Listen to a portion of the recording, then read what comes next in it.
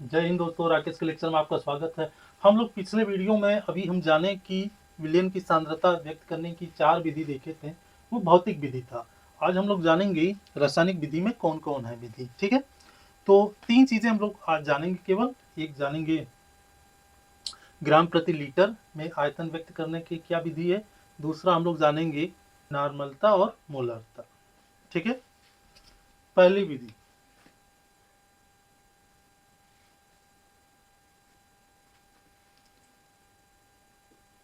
विलयन की सांद्रता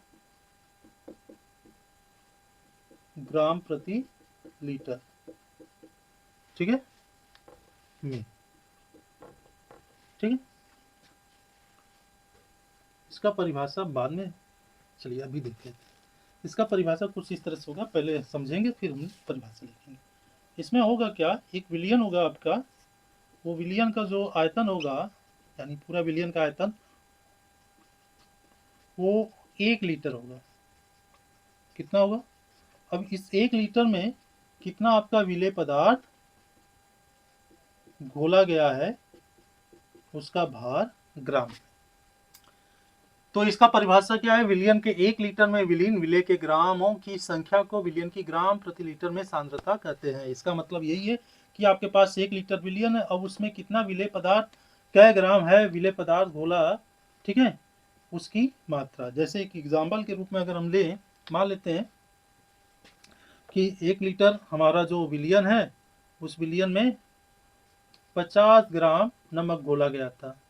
कितना ग्राम? 50 ग्राम नमक घोला गया था। तो अगर हम सांद्रता निकालने का सूत्र देखेंगे तब क्या होगा, विलेय का भार किसमें होगा, ग्राम में, बटा विलियन का आयतन, वो किसमें होगा, लीटर। ये हमारा सूत्र होगा। ठीक है, अब एक सवाल है, सवाल से हम लोग आगे समझेंगे। तो उससे पहले हम लोग चलते हैं, क्योंकि इस तरह का सवाल हम लोग देख चुके भी हैं। तो आगे हम लोग चलते हैं। जो सबसे खास बात है, विलियन की मोलरता और नॉर्मलता क्या होता है। विलियन की नॉर्मलता और विलियन की मोलरता जानने से पहले आपको कुछ चीजें हैं जो आपको जानना जरूरी है और आना भी चाहिए। ये कक्षा 9 में भी आपको मिला होगा।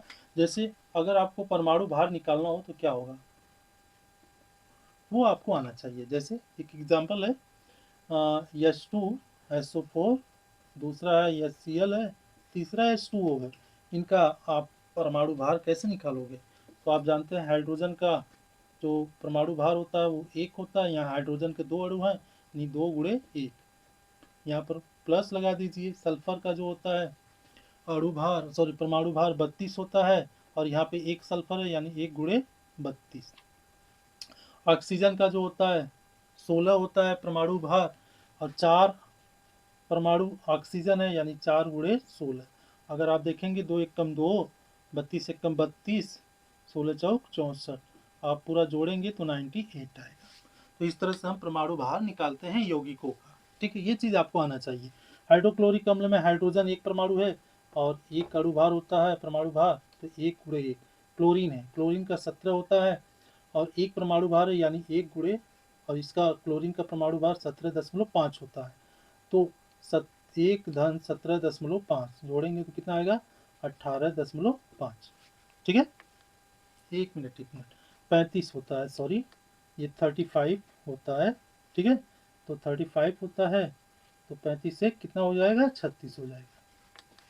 इसी तरह से आप ऑक्सीजन का देखते हैं। ऑक्सीजन 2 परमाणु है, यानी 2 × 1 इसका परमाणु भार होता है, यानी 1 प्लस ऑक्सीजन, ये हाइड्रोजन का था। ऑक्सीजन का 1 अणु भार, 1 अणु है, 1 अणु ऑक्सीजन मतलब 1 × ऑक्सीजन का परमाणु भार 16 होता है, यानी 16। 2 एकम 2, 16 एकम 16 जोड़ेंगे तो कुल आएगा 18। तो इस तरह से हम क्या निकाल सकते हैं, यौगिक का अणु भार या परमाणु भार निकालना। ये हमें आना चाहिए, तब हम जाके सवाल लगा पाएंगे।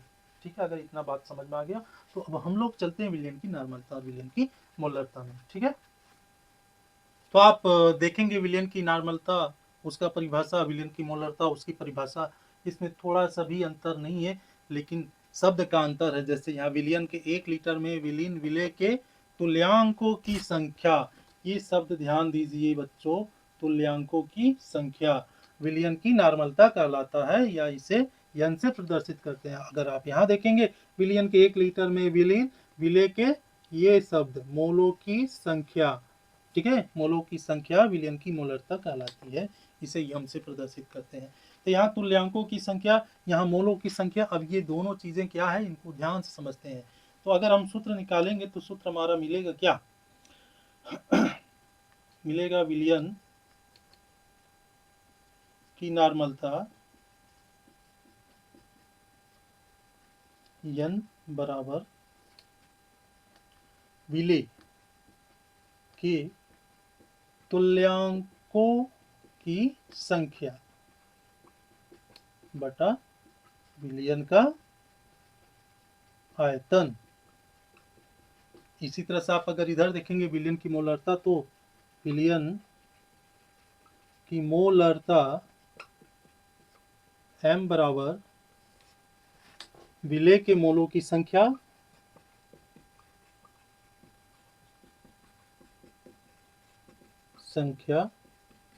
बटा विलयन का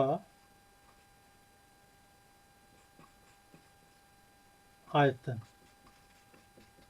वो भी लीटर में है ना, आयतन किसमें है, लीटर में। ठीक, ऊपर अंश में देखेंगे यहाँ तुल्यांकों की संख्या है, यहाँ अंश में देखोगे मोलों की संख्या है। अब तुल्यांकों की संख्या का सूत्र क्या होता है, विलय की तुल्यांकों की संख्या, इसका सूत्र होता है विलय का भार, वो भी ग्राम में होगा, बटा विलय का तुल्यांक भार। ठीक है, विलय का तुल्यांक भार। ठीक है, अगर आप इधर मोल वाले में देखेंगे तो मोल वाले का जो सूत्र होगा वो क्या होगा, विलय के मोल की संख्या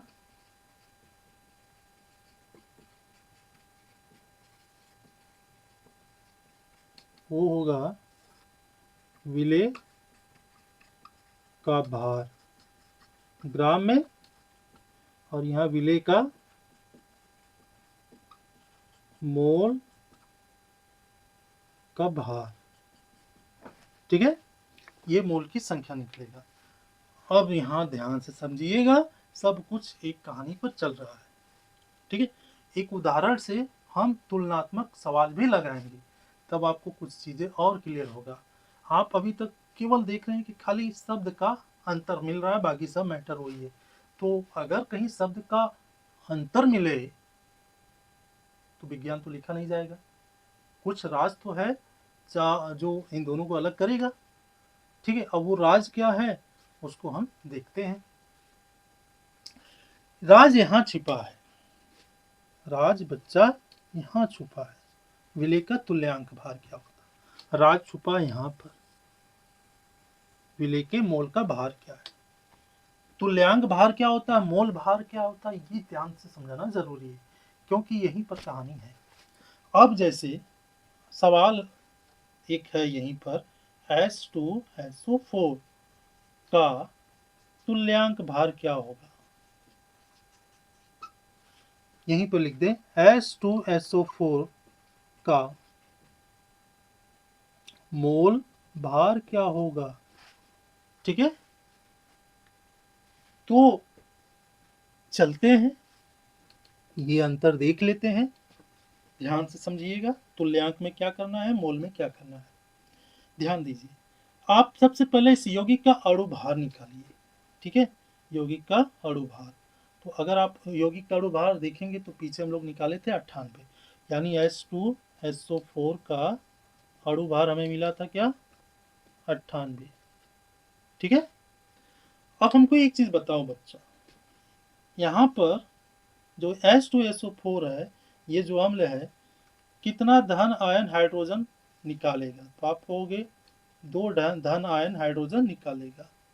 ठीक है, या यूं कह सकते हो यहाँ पर 2 संयोजकता है। तो असली चीज तो यही होता है कि इसकी जो अम्ल है, अम्ल की क्षारकता कितना है। तो अम्ल की क्षारकता यहाँ पर आपको क्षारकता वही है, यानी कितना हाइड्रोजन धन आयन निकाल रहा है। तो यहाँ 2 निकालेगा, इसलिए आप यहाँ पर 2 से भाग करोगे तो कितना आएगा आपका 49। तो यही 49 जो है, यही 49 यही क्या है, तुल्यांक भार है। ठीक है, यही 49 तुल्यांक भार है। लेकिन अगर आप मोल भार में देखेंगे, मोल वाले में, तो इसका अणु भार निकाल लीजिए। तो इसका H2SO4 का अणु भार आपको मिला है 98। तो आपको इसकी, चूंकि ये अम्ल है, तो अम्ल की क्षारकता से भाग नहीं करना पड़ता है, तो इसीलिए इसका मोल की जो भार होगा वो कितना होगा, 98 ही रहेगा। बस यही अंतर है ये। यानी अगर अम्ल है तो उसकी क्षारकता से आपको भाग करना पड़ेगा तुल्यांक के संख्या में, अगर क्षार है तो उसकी अम्लता से भाग करना पड़ेगा तुल्यांक भाग निकालने में। एक यही अंतर है, ठीक है, विलयन की नॉर्मलता और मोलरता में। अब इस पर हम लोग कल सवाल देखेंगे। ठीक है, उम्मीद है आपको समझ में आ गया। अगर नहीं समझ में आया तो बच्चों एक बार फिर से आप पॉज करके या फिर से शुरू से आप इस चीज़ को ध्यान से देखिएगा।